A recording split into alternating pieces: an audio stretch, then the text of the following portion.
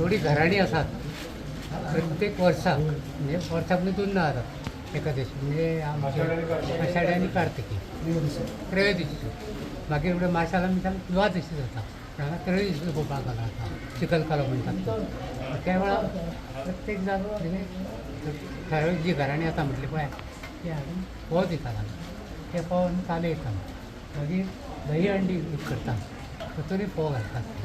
आनी दही घालतात मेन म्हणजे आनी फोव मागीर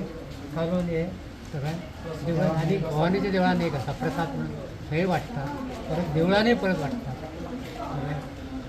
मिक्स कशें कितें म्हणजे कितें पद्दत लाडू करप म्हणजे कितें लाडू करप म्हणजे ते फोव आसा पळय फुगत घालतात तशें जास्त फोवची गरज ना कित्याक आतां जे फोव आहा पळय ताका थोड्या उदकान फुगतात मागीर फुडें कितें करतात ते मागीर सगळें घालतकूच भितर मागीर धंय घालतात धंय हाडलेलें आसता धंय घालतात धंय आनी ते मिक्स करतात मागीर लाडू करतात पण लाडूच कित्याक करता अशें लाडू वाटपाक बरें पडटा न्ही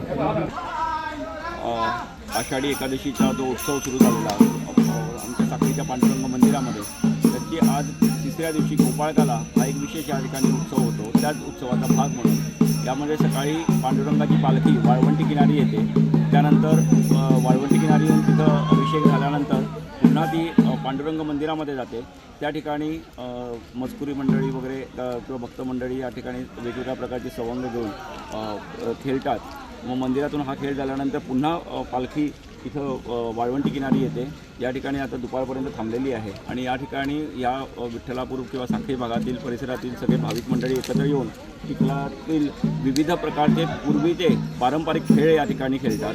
वेगवेगळ्या प्रकारची सवंग खेळतात आणि एकंदरीत सगळेजण सगळ्या स्तरातील मंडळी एकत्र येऊन या खेळ उत्सव झाल्यानंतर म्हणजे अशी भावना आहे की साक्षात पांडुरंग रुक्मिणी सत्यभामा सहित येऊन ह्या लोकांमध्ये खेळतो आणि त्यामुळे पांडुरंगाची मग पालखी पुन्हा वाळवंटीमध्ये घेऊन झाली जाते. त्या ठिकाणी पांडुरंगावरती वाळवंटीमध्ये अभिषेक होतो आणि हा उत्सव अभिषेक झाल्यानंतर देवळात गेल्यानंतर महापूजा होते आणि इथं हा सगळा खेळ झाल्यानंतर कुणालाही पावसामुळे किंवा चिखलामुळे काही त्रास होऊ नये म्हणून संध्याकाळी आयुर्वेदिक काढा मंदिरामध्ये पांडुरंगाला नैवेद्य देऊन सगळ्या भाविक मंडळींना वाटला जातो आणि हा वाटल्यानंतर हा जो आषाढी कार्तिक उत्सव म्हणजे आषाढीचा एकादशीचा जो उत्सव आहे त्याची सांगता होते.